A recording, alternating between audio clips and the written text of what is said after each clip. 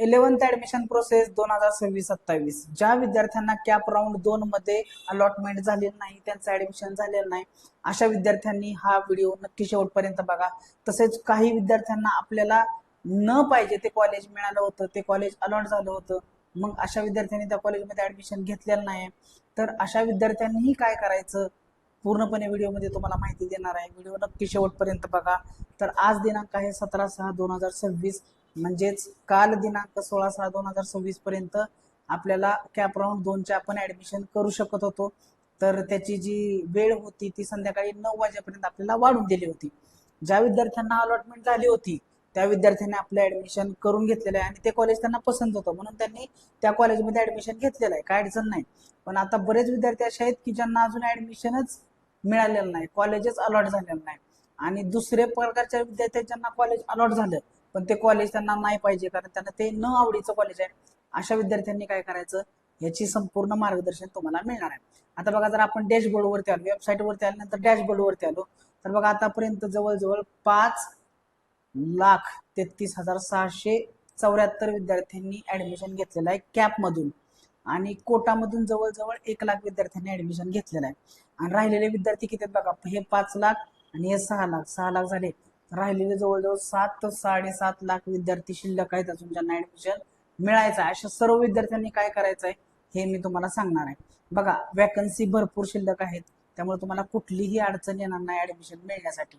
पण तुम्हाला काही रूल्स बघावे लागतील जेणेकरून तुम्हाला ऍडमिशन हे मिळून जाईल. आता बघा, आपण जर आपल्या वेबसाईटवरती आल्यानंतर ऍडमिशन शेड्यूलला गेलो तर आपल्याला हे कॅप राऊंड 2चं ऍडमिशन शेड्यूल आपल्याला बघायचं होतं. कॅप राऊंड 2च्या ऍडमिशन शेड्यूल मध्ये आल्यानंतर आपल्याला बघायला मिळते की आज दिनांक 17ला काहीतरी महाविद्यालयाच्या बाबतीत काहीतरी कामकाज चालू असणार आहे. 3ऱ्या फेरीमध्ये या सर्व विद्यार्थ्यांना परत आपल्याला अप्लाय करावं लागणार आहे. तुम्हाला काय करावं लागणार आहे, तुमचा फॉर्म पहिल्यांदा अनलॉक करावा लागेल. जेव्हा 3ऱ्या फेरी चालू होईल तेव्हा 3ऱ्या फेरीमध्ये तुम्हाला सगळ्यांना पार्टिसिपेट करता येणार आहे. तुम्ही कुठलंही कॉलेज अलॉट झालं होतं कॅप राऊंड 2 मध्ये पण ते तुम्हाला नाही घेतलं तर तुम्ही तरीही तुम्ही कॅप राऊंड 3 साठी इलिजिबल असणार आहात. त्यामुळे 3ऱ्या फेरीचं वेळापत्रक कदाचित आज किंवा उद्या प्रसिद्ध होणार आहे. त्याच्यामध्ये संपूर्ण माहिती तुम्हाला मी देणारच आहे त्यावेळेस. त्यामुळं कॅप राऊंड 3 मधून परत विद्यार्थ्यांनी अप्लाय करावं लागणार आहे. बघा, 3ऱ्या फेरीचं वेळापत्रक लागलं त्याच्यानंतर रिक्त जागा प्रदर्शित केल्या जातील 19 जून 2026ला. तर आपल्याला जेव्हा ऍडमिशन घ्यायचं असेल किंवा आपल्याला त्यासाठी महत्वाच्या 2 गोष्टी आहेत. एक आहे कट ऑफ लिस्ट. तर विद्यार्थ्यांना काय करायचं, या कट ऑफ लिस्टला क्लिक करायचं आहे 26-27ला. तर आणि राऊंड 2चा कट ऑफ आहे ना, तो लिस्ट जी आहे ती पहिल्यांदा डाउनलोड करून घ्या आणि ह्या लिस्टचा तुम्हाला वापर करायचा आहे. ही लिस्ट खूप इम्पॉर्टंट आहे. प्रत्येक आपल्याला ज्या पाहिजे कॉलेज त्या कॉलेजमध्ये आपल्याला पाहिजे त्या स्ट्रीममध्ये, कॉमर्स, सायन्स आणि आर्ट्समध्ये आपल्याला जी स्ट्रीम आहे त्याच्यामध्ये कट ऑफ किती लागलेला आहे हे आपल्याला बघावं लागणार आहे. आपल्या कास्टचा कट ऑफ किती लागलेला आहे आपल्या ही पूर्ण आपल्याला बघावं लागणार आहे. ठीक आहे, ओपन साठी कट ऑफ किती लागलेला आहे, कास्ट साठी कट ऑफ किती लागलेला आहे हे तुम्ही बघूनच मग राऊंड 3 साठी कॉलेजेस टाका. तसंच तुम्ही वॅकन्सी पण बघा, कारण आपली वॅकन्सी जी आहे ती वॅकन्सी 19 तारखेला प्रसिद्ध होणार आहे. 19 तारखेला वॅकन्सी रिक्त जागा प्रदर्शित केल्या जातील. आता समजा आपल्याला एखादं कॉलेज पाहिजे आणि त्या कॉलेजमध्ये जागाच शिल्लक नसेल तर तुम्ही त्यासाठी अप्लाय करू शकत नाही. त्यामुळं जागा जर नसेल आणि तुम्हीही अप्लाय केलं तर त्या कॉलेजमध्ये अप्लाय तुम्ही केलं तर तुम्हाला लिहून डायरेक्ट येणार की तुम्हाला त्या कॉलेजमध्ये जागा शिल्लक नाही आहे तर तुम्ही अप्लाय केले, त्यामुळे तुम्हाला अलॉटमेंट झालेलं नाही. त्यामुळं कुठलाही शांत डोक्यानं तुम्हाला कॅप राऊंड 3 हा भरावा लागणार आहे. आणि समजा काही विद्यार्थ्यांनी अजून रजिस्ट्रेशनच केलं नाही तेही विद्यार्थी रजिस्ट्रेशन करू शकणार आहेत.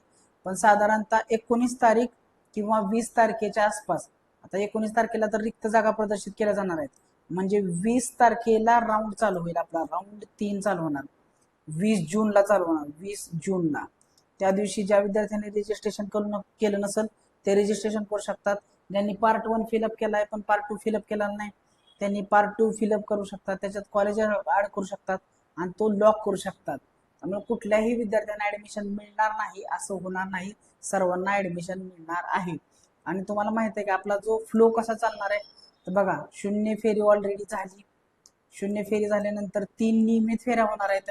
त्यातल्या 2 फेऱ्या झाल्या त्या, अजून एक फेरी असणार आहे जी कॅप राऊंड 3 म्हणून असणार आहे. त्यामुळे तिन्ही नियमित फेऱ्यांचं आयोजन करण्यात येणार आहे. त्यामुळे कुणीही काळजी करू नका. अजून एक फेरी शिल्लक आहे.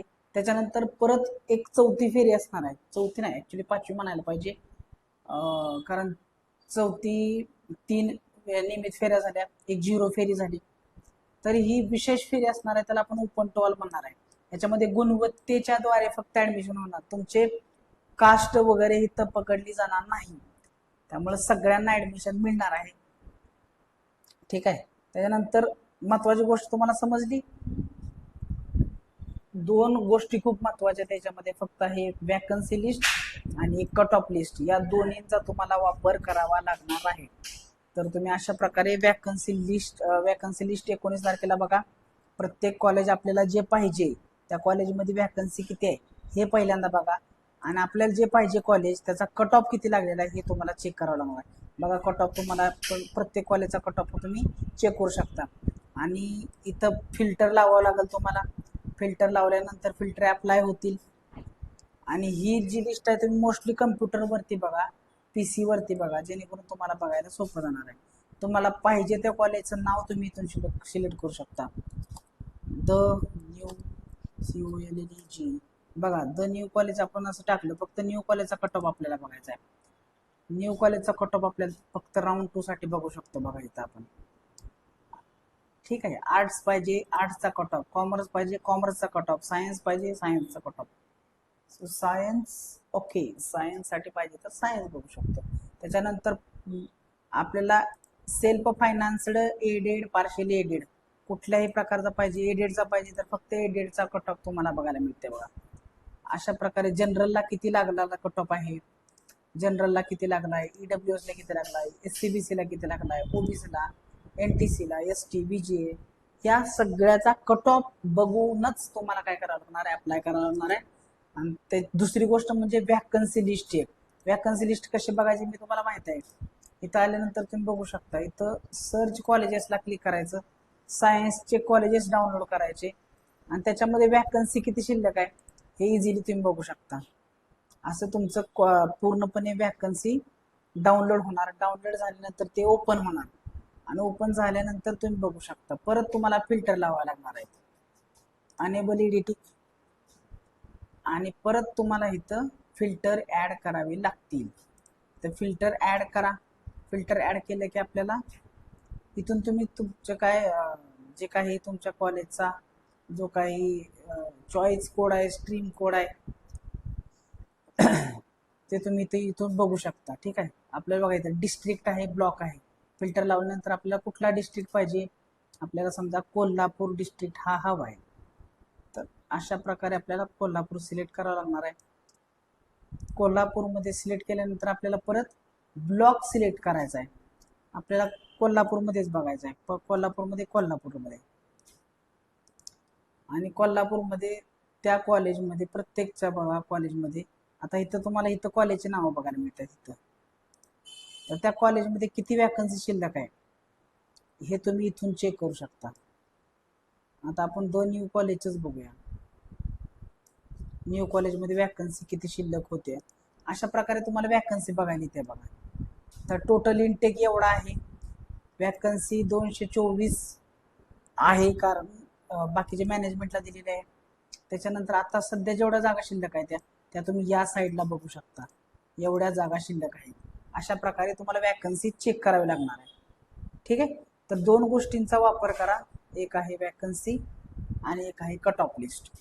आय होप सगळ्यांना ही माहिती समजलेली आहे. या दोन्हीही माहितींचा उपयोग करा आणि आपला फॉर्म फिलअप करा. 100% तुम्हाला ऍडमिशन मिळून जाईल. Thank you one and all for listening patiently.